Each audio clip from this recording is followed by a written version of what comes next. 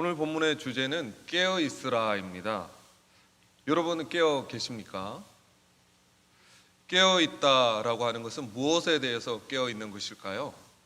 성경에 나오는 깨어 있으라고 하는 메시지는 많은 경우 재림의 때, 종말의 때와 관련이 됩니다. 그러니까 이 깨어 있다라고 하는 것은 그저 잠자지 않고 육신적으로 깨어 있다라는 의미가 아니라 영적으로 깨어 있다는 것이고요. 우리의 영혼이 다시 오실 주님을 향하여 집중해서 깨어 있다라고 하는 것을 말씀하는 것입니다. 그 단지 깨어 있으라라고 하는 것은 일시적인 행동이 아니라 계속해서 주님 오실 때까지 그 상태를 유지하라라고 하는 말을 표현하고 있습니다. 근데 우리가 깨어 있기 위해서 우리가 알아야 될 것이 있습니다. 바로 이 시대를 분별하는 것입니다. 하나님의 말씀으로 주님이 곧 오신다라고 하는 이 시대를 분별할 때 우리는 진정한 의미에서 깨어 있을 것입니다.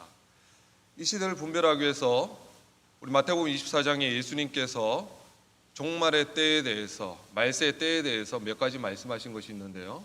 우리가 잘 아는 바와 같이 처처에 기근과 지진이 있고 나라와 나라가 대적하고 민족이 민족을 대적하는 전쟁이 있을 것이다.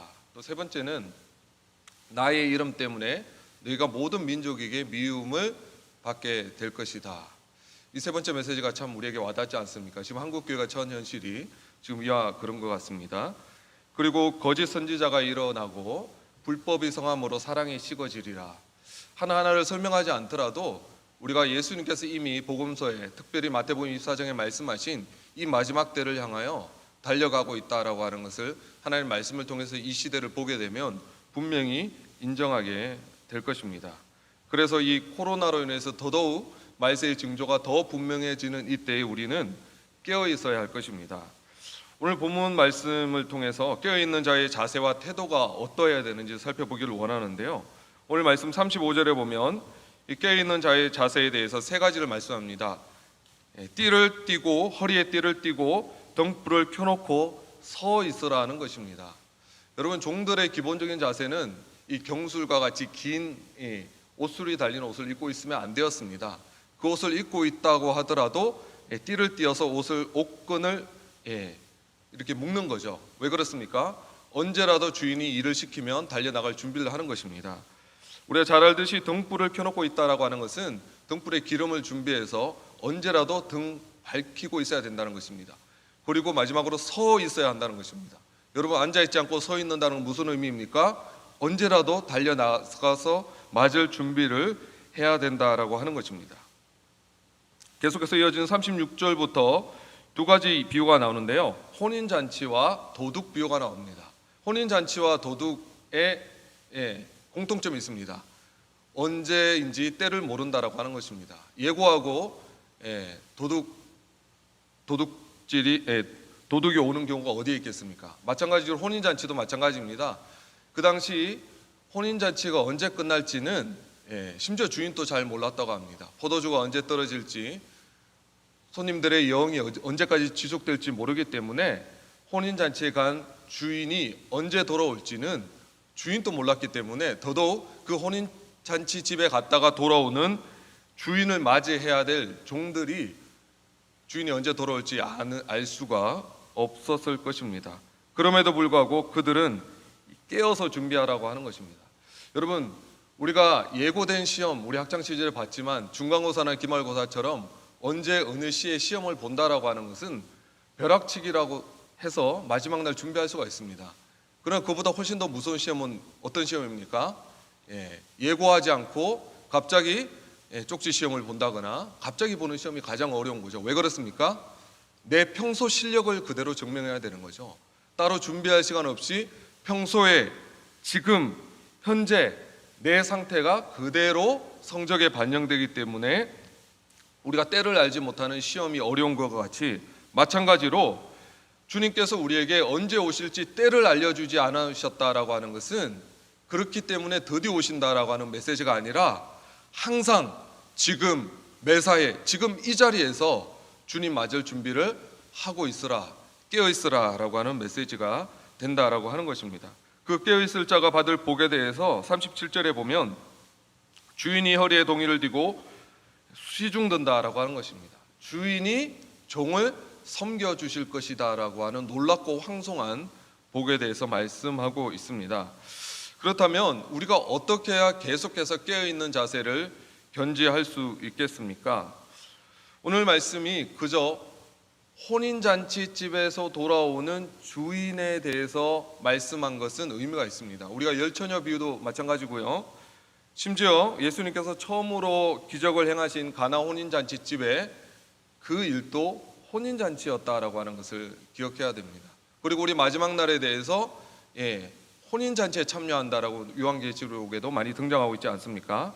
바로 우리가 진짜 깨어있기 위해서는 주인의 기쁨과 즐거움에 참여하는 종들만이 깨어있을 수 있다라고 하는 것입니다. 단순히 주인이 언제 올지 모르니까 깨어있어야지라고 하는 의무감과 의지만으로는 참으로 깨어있기 어렵다라고 하는 것입니다. 진짜 주인의 즐거움에 참여하는 사람, 만약 주인의 그 아들이 결혼을 하게 됐다면 오랫동안 그 주인의 아들과 함께 수십 년을 살아오면서 주인의 기쁨이 곧 나의 기쁨이었기 때문에 그 혼인잔치의 기쁨에 그 자리에 있지 않지만 혼인잔치의 기쁨에 참여한 사람, 레위기에 보면 귀뚫은 종이 등장합니다. 귀뚫은 종이 어떤 종입니까? 자유할 수 있었지만 그 자유를 자기 자신의 자유를 위해 쓰지 않고 기쁨으로 종이 되겠다라고 할 때 귀를 뚫게 되는 것입니다. 어떤 사람이 귀를 뚫을 수 있습니까? 단순히 종과 주인의 관계에 있었던 사람이 아니라 주인을 사랑했던 종만이 귀를 뚫을 수 있는 거죠. 마찬가지입니다. 이 마지막 때를 진짜 깨어서 준비할 수 있는 사람은 정말 신부가 신랑을 기다리듯이 지금 이 자리에서, 현재의 자리에서 주님을 정말 사랑하는 사람. 지난주 우리가 말씀을 들었지 않습니까? 주 품 안에 있었던 요한처럼, 저는 요한이 요한계시록을 기록한 것이 우연이 아니라고 생각합니다.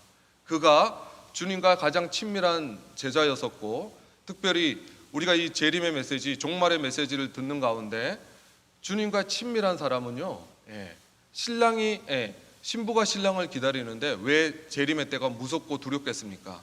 오히려 갈망함과 소원함이 되는 것입니다. 여러분, 이 코로나로 섭리적으로 하나님께서 현장 예배에 어느 정도 제약을 두게 하심으로써 우리에게 확인시켜주는 메시지가 저는 분명히 있다라고 생각합니다. 정말 신부의 영성을 가지고 주님을 기다리고 친밀하게 주님과 살아가는 사람과 그저 사람들의 눈치 때문에 등 떠밀려서 어쩔 수 없이 성전의 마당만 밟고 지나갔던 사람들이 확연하게 이 코로나로 인해서 분리되고 있는 것 같습니다. 이 마지막 때에 정말 깨어있기 위해서는 오늘 하루를 살아가시면서 주님과의 친밀한 관계 속에서 신부가 신랑을 기다리듯이 그 사랑의 관계 속에서 살아가는 사람만이 이 마지막 때에 깨어있을 수 있는 것입니다. 41절에서 46절을 살펴보도록 하겠습니다. 먼저 오늘 본문의 맥락은 이것이 무리나 군중들에게 한 것이 아니라 제자들에게 했다라고 하는 것입니다. 근데 베드로가 이렇게 질문하고 있습니다. 깨어있어 준비하라는 메시지가 우리를 위한 것입니까? 모든 사람을 위해 주신 것입니까? 라고 예수님이 묻고 있죠. 예수님의 대답은 무엇입니까? 즉답은 하지 않으시지만 예수님의 대답의 결론은 이것입니다. 제자들뿐만 아니라 앞으로 너희들을 이어서 청지기가 될 사람들, 종이 될 사람들, 주님의 일을 감당하는 앞으로 오는 모든 세대의 주님의 종들에게 주는 메시지라고 하는 것을 볼 수가 있습니다. 그리고 그 주님의 일을 감당하는 주의 종들이 섬기는 자세에 대해서 이렇게 말하고 있습니다. 42절에 지혜 있고 진실한 청지기가 되어서 주인의 종들을 맡아 때를 따라 양식을 나눠줄 자가 되라라고 하고 있습니다. 여기서 주인의 종들이다라고 하는 말에 집중을 해야 되는 것 같습니다. 자신도 주인의 종이지만 그가 섬기는 종도 주인의 종이라고 하는 것입니다.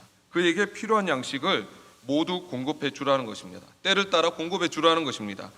그렇게 하는 것을 보면 주인이 그에게 모든 소유를 맡기는 복을 주시겠다라고 말씀하는 것입니다. 그런데 주인이 더디 오리라고 생각할 수가 있습니다. 그렇게 되면 어떻게 됩니까? 주인이 더디 오리라 생각하는 종들은 안문맥에 의하면 깨어있지 않은 자, 준비되지 않은 자라고 할 수 있을 것입니다. 그렇게 깨어있지 않은 자의 삶에 나타나는 열매와 현상이 있습니다. 바로 하나님 자신의 종이 아닌 주인이 자신에게 맡겨준 종들을 학대하고 함부로 대하게 됩니다. 자신의 유익을 위해서 그들을 이용하고 착취하게 됩니다. 뿐만 아니라 더디 오리라 생각하게 되면 자연스럽게 마시고 취하는 성령에 취한 삶이 아니라 세속에 취한 삶, 육신에 속한 삶을 살아가게 된다라고 하는 것입니다. 근데 저는 41절에서 제자들 중 한 명이 이렇게 물었다라고 기록할 수도 있는데, 베드로라고 하는 이름을 거론하고 있는 것이 의미가 있다고 생각합니다. 베드로가 직접 이 질문을 하고 예수님으로부터 답변을 들었기 때문에 베드로는 분명히 이 말씀을 기억했을 것입니다. 그에게 각인이 되었을 것입니다. 그래서 오늘 이 말씀을 베드로전서와 잠깐 연결해 보기를 원하는데요. 베드로전서 5장 우리 함께 찾아보도록 하겠습니다. 베드로전서 5장 신약성경 382쪽입니다. 베드로전서 5장 잠깐 살펴보도록 하겠습니다. 베드로전서 5장에 보면 2절 3절에 보면 바로 장로들 즉 교회의 리더들에게 권면하면서 그들 중에 있는 하나님의 양무리 즉 하나님의 양떼를 치면서 어떤 자세로 쳐야 될지 말하고 있습니다. 바로 더러운 이덕이나 주장하는 자세로 하지 말고 자원함으로 기꺼이 본이 되라고 말씀하는 거죠. 이 말씀은 바로 주인의 다른 종들에게 성실하게 때를 따라 양식을 나눠주라고 하는 말씀과 연결이 됩니다. 그들을 함부로 학대하지 말고 하나님의 양무리 즉 하나님께서 내게 맡겨주신 영혼인 줄 알고 때를 따라 그들에게 양식을 나눠줘야 된다고 하는 거죠. 그렇게 해야 되는 근거에 대해서도 5장 4절에 보면 목자장이 나타나실 때가 언제입니까? 곧 예수님께서 재림하실 때죠. 8절에서도 그렇게 하나님의 양무리를 치는 리더들에게 주는 근거에 대해서 근신하라 깨어라 라고 말씀하고 있다라고 하는 것입니다. 종합하면 이런 메시지가 됩니다.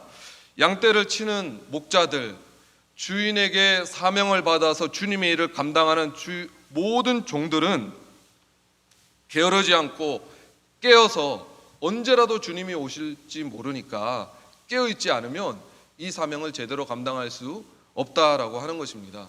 그동안 우리는 예수님의 십자가나 부활의 복음만큼이나 예수님께서 다시 오신다, 마라나타, 아멘 주 예수여 오시옵소서라고 하는 이 재림의 메시지가 충분히 우리 전하여지지 않은 것 같고 우리도 그것에 대해서 집중하지 않은 것 같습니다. 이 말세지마를 살아가면서 주님의 일을 감당하는 주의 종으로서 우리가 더더욱 묵상하고 더더욱 집중해야 될 메시지 중에 하나가 깨어 있어야 된다. 주님이 곧 오신다라고 하는 이 말세에 대한 이 말씀에 대해서 우리가 더 많이 들을 때 우리는 신실하고 충성된 지혜 있는 종이 되어서 주님의 일을 잘 감당하게 될 줄 믿습니다. 오늘 이 말씀을 통해서 이 새벽에 오신 이 모든 분들이 주님 앞에서 깨어서 그날을 준비하시는 저와 여러분 되시기를 주의 이름으로 축복합니다. 아멘.